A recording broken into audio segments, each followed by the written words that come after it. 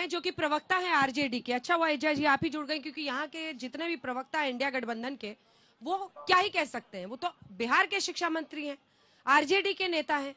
आखिर चंद्रशेखर जी इस तरह के बयान क्यों देते हैं?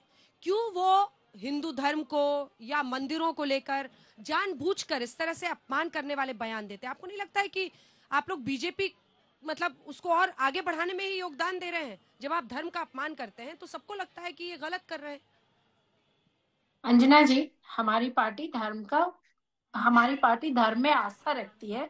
और ये चीज इससे प्रूफ हो जाता है कि जो हमारे नेतृत्व है, लालू प्रसाद यादव जी हो, तेजस्वी जी हो, ये मंदिर भी जाते हैं, पूजा अर्चना भी करते हैं। ये चंद्रशेखर जी का निजी बयान हो सकता है। मंदिर में जरूर हमें शांति मिलती है, और मंदिर में अगर हम फ्रस्ट्रेटेड हैं, चिंता में हैं, तो वहां जरूर हमें बैठ करके अच्छा लगता है। जो चंद्रशेखर जी बोल रहे हैं, ये उनकी निजी बयान हो सकती है। एक बात और सत्य है अंजना जी, कि एक समाज में हमें मंदिर के साथ साथ स्कूल और अस्पताल सबकी जरूरत तो है नहीं होती है। एजिया जी, सब कुछ मिल करके वो ही कोई समाज ऐसे वैसे बनता नेता है। तो है नहीं, वो शिक्षा मंत्री है। शिक्षा मंत्री का मतलब आप समझती हैं? शिक्षा मंत्रालय उनके हाथों में है। और अगर शिक्षा मंत्री ही ना ये समझ पाए कि हर धर्म का सम्मान करना जरूरी है, आपको मेरा सवाल बुरा लगेगा, लेकिन मैं फिर भी पूछती हूँ आपसे, मैं जवाब दे आपको नहीं लगता है कि अगर किसी दूसरे धर्म का उन्होंने इस तरह का अपमान किया होता तो फिर जिस तरह का मुखालफत का सामना उनको करना पड़ता उसका कोई सानी नहीं है? देखिए अंजना जी, हमारी पार्टी विश्वास करती है राम में। हमारी पार्टी भी खुश है कि मंदिर निर्माण हुआ, मंदिर बना। लेकिन हमारी पार्टी का ये भी मानना है कि समाज में हर चीज की जरूरत है। राम मंदिर की भी जरूरत है, अस्पताल, स्कूल, शिक्षा, सब चीज की जरूरत है। और हमारी पार्टी तो धर्म में आस्था रखती है, ये उनकी निजी बयान हो सकती है। और मंदिर एक ऐसा जगह है, मैं फिर दोहरा रही हूँ, जहाँ शांति मिलती है। और ठीक है, हम लोग सब चीज को लेकर के आगे बढ़े। मंदिर निर्माण हुआ, रोजगार भी हमें मिले, शिक्षा भी हमें मिले, भोजन भी हमें मिले, तभी एक अच्छा समाज हो सकता है। हमारी पार्टी का ये मानना है। इजिया जी, इससे अच्छा कोई भाव नहीं है कि मंदिर पर जितना ध्यान हो उतना ही अस्पतालों और स्कूलों पर भी हो। लेकिन कहीं इसकी वजह ऐसा तो नहीं है कि एक वक्त पर लाल कृष्ण आडवाणी की रथ यात्रा को लालू प्रसाद यादव ने ही रोका था, आधी रात में उनकी गिरफ्तारी हुई थी। आज उसी पार्टी से एक के बाद एक नेता, कभी शिक्षा मंत्री, कभी कोई दूसरी मंत्री, कोई ना कोई बयान देता है। कुछ तो वजह समझाइए ना, क्या जरूरत है इन बयानों की? और आप नोटिस ही भेजिए पार्टी की तरफ से, कुछ तो कार्रवाई कीजिए। निजी बयान है, हमने कड़ी निंदा कर दी, हाथ मल लीजिए, ये तो ठीक बात नहीं है। अंजना जी, उस समय आप अभी चर्चा कर रही थी, लालू प्रसाद यादव जी ने रथ रोका। आप वापस उस समय में जाइए और सोचिए कि रथ क्यों रोका गया। अगर रथ रोका नहीं जाता तो वो राइट्स हो जाते, राइट्स ना हो, खून खराबा नहीं हो। आप जाइए जिस साल रथ रोका गया था, उस समय हम लोग किस दौर से गुजर रहे थे, आप उसको याद कीजिए। और अगर रथ नहीं रोका जाता तो खून खराबा हो जाता। रथ इसलिए रोका गया ताकि प्रेम भाव बना रहे, दो धर्म सवाल का भाव नहीं समझी एजिया जी, आप मेरे सवाल का भाव नहीं समझी।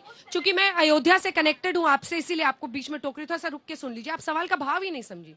मेरे सवाल का अर्थ ये था कि मंदिर आंदोलन का विरोध करते करते क्या आप बात यहां तक पहुंच गई है कि आप धर्म का, मंदिरों का अपमान करें? ये है मेरा प्रश्न। अंजना जी, किसने मंदिरों और धर्म का अपमान किया है? तेजस्वी जी ने तो यही कहा कि हमें अस्पताल में इलाज होती है, इलाज करवाने जाते हैं। और मंदिरों में तो खुद हम लोग देखे हैं चैनल्स के माध्यम से कि वो तिरुपति जाते हैं, कामाख्या जाते हैं। आज तेज प्रताप जी का भी मैं बयान सुनी कि इंसानियत सबसे बड़ा धर्म है। और किसी को अगर ठेस पहुंचती है धर्म पे टीका टिप्पणी से, तो बिल्कुल भी नहीं करनी चाहिए। हर धर्म का सम्मान है, हर धर्म की हम इज्जत करते हैं, और हर धर्म यही कहता है कि इंसानियत के रास्ते पे चलो। तो ठीक है, कुछ टिप्पणी चंद्रशेखर जी की पार्टी प्रवक्ता के तौर पर राकेश त्रिपाठी जी वो यही तो बोल सकती हैं। वो कह रही हैं कि हमारी पार्टी सम्मान करती है। नहीं, उनकी इस बात से सहमत नहीं हुआ जा सकता। हमारी पार्टी सम्मान करती है, वो यही कह रही है। बैठ जाइए। नहीं, उनकी इस बात से सहमत नहीं हुआ जा सकता है। मैं अयोध्या के जनता के सामने पूछ रहा हूँ। कोई व्यक्ति पहली बार अपराध करे तो जुर्माना देकर के छोड़ दिया जाता है, समझाइश देकर छोड़ दिया जाता है। लेकिन कोई व्यक्ति बार बार अपराध करे, हैबिचुअल ऑफेंडर हो जाए, तब तो सजा मिलनी ही चाहिए ना। प्रोफेसर चंद्रशेखर का ये कोई पहला बयान नहीं है। इंडिया अलायंस के तमाम नेता, चाहे वो उदयनिधि स्टालिन हो या उत्तर प्रदेश के स्वामी प्रसाद मौर्य हो, लगातार सिलसिलेवार तरीके से प्रभु राम का अपमान करने का काम कर रहे हैं, सनातन को अपमानित करने का काम कर रहे हैं, हिंदू धर्म को अपमानित करने का काम कर रहे हैं, साधु संतों को अपमानित करने का काम कर रहे हैं, धर्म ग्रंथों को अपमानित करने का काम कर रहे हैं। ये कांग्रेस की सोची समझी साजिश है। ये मजहबी तुष्टिकरण करना चाहते हैं। यही है भ्रष्टाचार की अम्मा, यही है सांप्रदायिक सद्भाव को बिगाड़ने के लिए जड़ यही है। इसी जड़ से निकले हुए ये सारे फूल हैं। बोल आरजेडी के नेता रहे हैं और आप उंगली उठा रहे हैं कांग्रेस पर, क्या मतलब? इसलिए मैं क्योंकि कह रहा हूँ कांग्रेस के नेता कहें कि आरजेडी के नेता अपने बयान वापस लें, वरना हम गठबंधन तोड़ेंगे। बोलिए शुक्ला जी, बोलिए। इनके ये सब फर्जीफिकेशन के पहले मैंने बात बोली कि नहीं बोली, बताइए पहले। उन्होंने कड़ी निंदा की थी। देखिए, कड़ी निंदा तो इस देश में कड़ी हो गई है। कड़ी निंदा पे आप लोग सुनिए। कड़ी निंदा भी इस देश में एक भाव है। कई नेता बयान देते हैं, पार्टी के प्रवक्ता से पूछेगा, ये उनका निजी बयान है, हम इस बयान की कड़ी निंदा करते हैं। तो आप कड़ी निंदा को अपनी जेब में रखिए और जाइए अपने घर में चुपचाप सो जाइए। यही ना समझा रहे थे? हमने बोल दिया इजी शब्दों में आपके लिए, यही है कड़ी निंदा। आप में से किसी को बोलना है मंदिर पर, क्या कहें? जय सिया राम। अभी हम इतने सारा डिबेट कर रहे हैं, कौन क्या बोल रहा है, अभी ये सारा टाइम खत्म हो गया है। जिस दिन 22 तारीख को राम जी अपने घर में बैठेंगे, उस वक्त ये सारी दुविधाएं और सारी बातें खत्म हो जाएगी। देखो, अगर बाजार में एक कहावत है, अगर हाथी चलता है तो 1000 कुत्ते भी उनके सामने भूखते हैं, तो ये बंद हो जाएगा और हमारे राम राज्य फिर से शुरू होगा और हमारा जो देश है वो और सनातनी स्ट्रांग हो जाएगा। और अपना परिचय दें। बेहू माँ पवित्रानंदगिरी महामंडलेश्वर किन्नर अखाड़ा।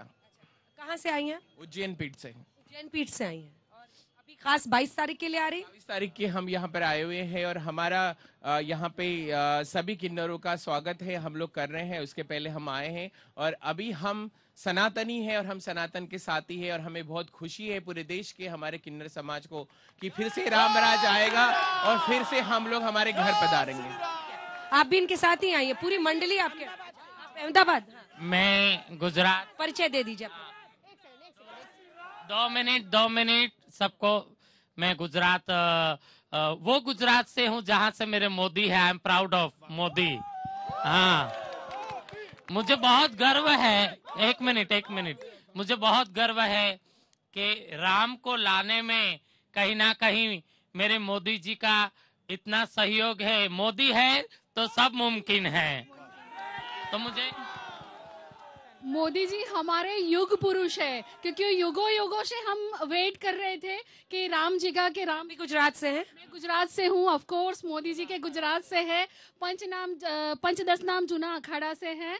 श्री हरिगिरी महाराज हमारे पंचदश नाम जूना अखाड़ा से 22 तारीख के लिए बहुत ही तैयारियों में लगे हैं। 1 तारीख से शिव महापुराण, विष्णु पुराण सभी का पाठ चालू हो गया है। तो राम जी के आगमन के लिए बहुत सारी तैयारियां हो रही है।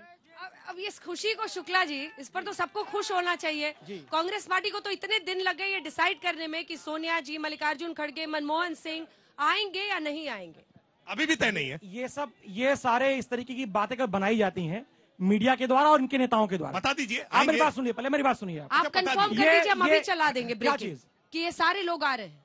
जिनको निमंत्रण मिला है सब लोग आ रहे हैं। सारे लोग सब लोग आ रहे हैं। ठीक है, चलाइए इसको, आप चला देते हैं। इसको चला दीजिए आप। मैं कह रहा हूँ निकाल दिए जाएंगे। सुनिए, अरे सुनिए, निकाल दिए जाएंगे। इनको बचाइए, इनको पहले सुनिए। ये अभी बात बता रहे थे ना किसने क्या कहा है। आपने भी बयान दिया, कड़ी निंदा वाली बात कही ना आपने। मैं आज कोई बात ये भी कड़ी निंदा वाले ही हैं। सुनिए। इनके एक नेता है, मंत्री है 2 बार से लगातार, ठीक। उनका नाम है संजय निषाद। उन्होंने कहा, कड़ी निंदा भी निकालेंगे। उन्होंने कहा कि दशरथ के पुत्र राम थे ही नहीं। बता देता हूँ। उन्होंने कहा कि दशरथ के पुत्र राम नहीं थे। उन्होंने बयान दिया, निंदा करेंगे। मंत्री बने हुए सरकार। सुनिए, स्वामी प्रसाद मौर्य को नेवला मैं कहता हूँ भारतीय भाषा में, उस नेवले ने जो है राम जी पर, मानस पर बार बार बयान दिया। अभी किसके साथ है वो? सुन लीजिए, सबके साथ है। मैं मंच पे कह रहा हूँ आपको। सुनिए, मंच पे कह रहा हूँ बात को। नुसरत जी की तरफ आप हमला कर रहे हैं। पूरी होने दीजिए, पहले बात पूरी सेल्फ गोल हो गया। अपनी कड़ी निंदा निकाल के टेबल पे रख लीजिए। मैं बता देता हूँ। ये सवाल पूछे, मैं जवाब दूंगा। रुकिए पहले। हाँ, योगी जी मुख्यमंत्री हैं। लखनऊ के अंदर, सुनिए पहले यार, लखनऊ के अंदर योगी बैठते हैं। उसी लखनऊ के अंदर नेवला प्रसाद मौर्य लगातार बयान देता है, रामायण फुकवाता है, गिरफ्तार नहीं करा पाते। ये सरकार इनकी है ना। राम पर कोई टिप्पणी करे, गिरफ्तार कर लेना चाहिए, क्यों कार्रवाई नहीं करते? ठीक है, लेकिन शुक्ला जी आप जो भी शब्द स्वामी प्रसाद मौर्य के लिए इस्तेमाल कर रहे हैं उसका आज तक से कोई लेना देना नहीं, और मैं आपसे निवेदन करूंगी किसी भी व्यक्ति के नाम को आप ऐसे बदल कर कुछ और ना बोले, किसी का अपमान मत कीजिए। किसी का अपमान, वो खुद ही कहता मैं नेवला हूं। अरे छोड़िए, उनको बोलने दीजिए ना, आपके मुंह से अच्छा नहीं लगता है, आप लोग पार्टी के प्रवक्ता। बोलना चाहता हूँ मैडम, आपसे नमस्ते। आपको नमस्ते मैडम, मैं ये बोलना चाहता हूँ, अगर बीजेपी पार्टी से धर्म पे आप लड़ोगे तो जीवन भर हारोगे, 500 साल हारोगे। सवाल क्या है? आपको मैं सीधा नसीहत देता हूं, सवाल क्या? कोई अलग मुद्दे पे लड़िए। और रह गया मोदी जी की बात, तो मोदी चक्रवादी चंद्रगुप्त मौर्य विक्रमादित्य के आगे निकल गए हैं, आप नहीं हरा पाओगे। आप कहाँ घूम रहे हो? ये कांग्रेस के प्रवक्ता छोटा सा सवाल ये था एक लाइन के बाद, ये जनता आपसे कह रही है कि वो केवल हुक्म देता है, सिपह सालार जो ठहरा मैं उसकी जंग लड़ता हूं, बस एक हथियार जो ठहरा तू भागम भाग की इस दौड़ में शामिल हुआ ही क्यों, मैं कैसे साथ दूं तेरा तू कम रफ्तार जो ठहरा। राहुल गांधी की रफ्तार कब बढ़ेगी मेरे भाई? इस बात को पूरा हिंदुस्तान जानता है कि जिसने अपने कदमों से कश्मीर से कन्याकुमारी नाप दिया है, आप उसके लिए ऐसी बात का अगर प्रयोग कर रहे हैं तो कहीं ना कहीं ये बीजेपी के एजेंट हो सकते हैं। पूरे सुने पूरी बात सुन लीजिए आप, पूरी बात। अब फिर एक बात करते हैं, चलने के लिए नहीं कर रहे हैं, जिस चाल की बात कर रहे हैं वो चाल दूसरी है। पहले आप चाल चेहरा चरित्र सुनिए बीजेपी के सोते रात में जब ना, अरे सुनिए पहले, बीजेपी के नेता सोते हैं जब, अरे सुनिए पहले बात, सुन लीजिए पहले बात। जनता को एजेंट कहना बंद करो। वो क्या है जानते हैं आप क्या है, आप क्या जानते हैं, आप क्या है मैं जानता हूँ, आप जानता हूँ क्या है आप क्या है मैं जानता हूँ, परिचय मत कराइए, मैं जानता हूँ कौन है आप। आप कहाँ से, मैं जान रहा हूँ आपको। हो गया, जवाब हो गया। बिल्कुल। क्या बोलना चाह रहे थे? बाबर की बर्बरता का तो होना अंत जरूरी था, इसीलिए तो इस सत्ता में खोना संत जरूरी था। मंदिर गिरना मंदिर बनना, मंदिर गिरना मंदिर बनना, ये सब प्रभु राम की इच्छा थी। कलयुग में मर्यादित रहना सबसे बड़ी परीक्षा थी। मर्यादा में रह करके ही मंदिर को बनवाए हैं। निराधार जब तक हुए सब, तभी राम घर आए हैं। जय। क्या नाम है? माधव पांडे। पांडे जी कहाँ से आए हैं? यही अयोध्या के हो, कहीं बाहर से आए हो? बिहार से आए हो। बिहार से आए हो? कहाँ से? बिहार में पटना से आए हो। किस क्लास में हो? 5th। तुम्हें भी खुशी हो रही है? तुम्हें समझ में आ रहा है कि राम मंदिर बन रहा है और बहुत साल से इंतजार था? हाँ। चलिए ठीक है। लेकिन मुझे लगता है ये भाव दक्षिण के उन नेताओं को देखना चाहिए। अब बच्चे का भी भाव है, अब जिस तरह से खुशी है, ऐसे में क्यों ऐसे बयान देने हैं जो उल्टा पड़ जाए? नहीं, ये बिल्कुल सही बात आप कह रही हैं। बिहार के जो भी मंत्री या जो भी संतरी हो, जिन्होंने भी बयान दिया है वो निंदनीय है, उसकी हम घोर निंदा करते हैं। मैंने पहले भी कहा था कि किसी के खुदाओं को, किसी के पैगंबर को, किसी के मानने वाले को बुरा ना कहा जाए। हाँ। वो उसके लिए आदरणीय है, उसके लिए पूजनीय है, इसलिए उस बातों में नहीं पड़ना चाहिए और आस्था को कभी भी चोट नहीं पहुंचने देना चाहिए किसी को। यही इंसानियत है और यही भगवान राम जो आप खड़े हैं उनकी भी इच्छा यही थी। इसीलिए सबरी की बेर झूठे खाए राम ने, ऐसे नहीं खा लिया, सबको बराबर का दर्जा देने के लिए सबरी का बेर खाया भगवान राम ने।